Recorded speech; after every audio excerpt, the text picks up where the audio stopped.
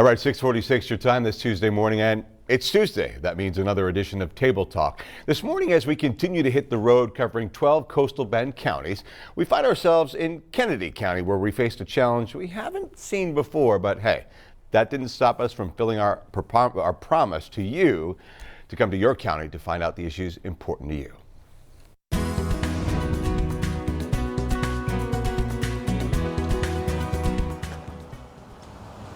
If you're looking for the hustle and bustle of a big city, then you're not going to find it in Kenedy County. I love it here. It's nice and quiet. The only business is the Kenedy Ranch, and that means for the 400 or so people who live in this entire county, most of them here in Sarita, they're forced to go to other counties for whatever they need. A lot of traveling, a lot of miles on our cars. So with no restaurant for table talk, we decided to go to the busiest place we could find. Turns out, that was the post office, and that's where we first met Norma Alaniz.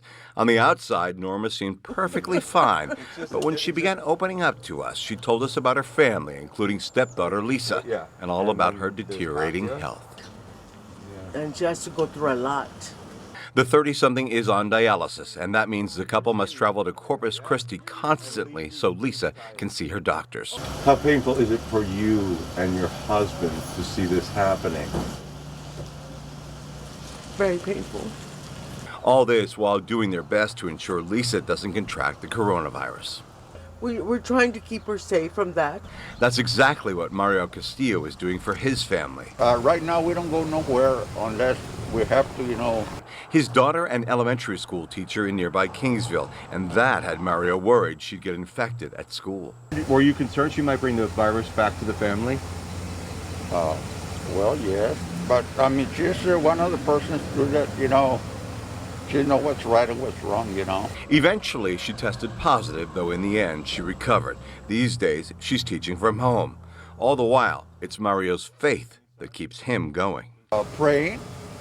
That's the first thing I do in the morning.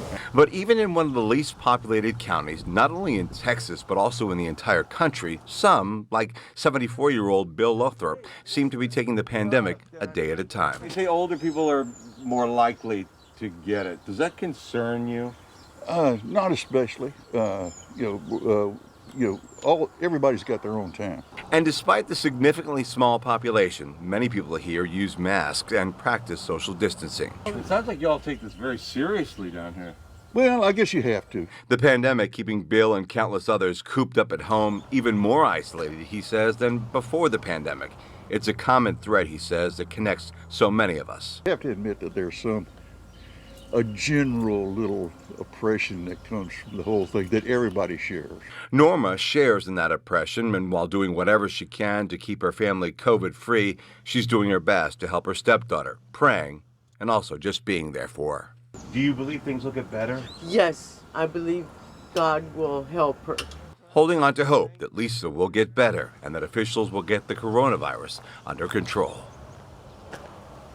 The pandemic, obviously not the only health issue for people. Now, I have yet to go to every county. Send me out there, folks. Duval, Bede, Jim Hogg counties, just to name a few counties I haven't been to. So where should I go to next? Just go ahead and weigh in. That's me, and those are my social media pages to interact with.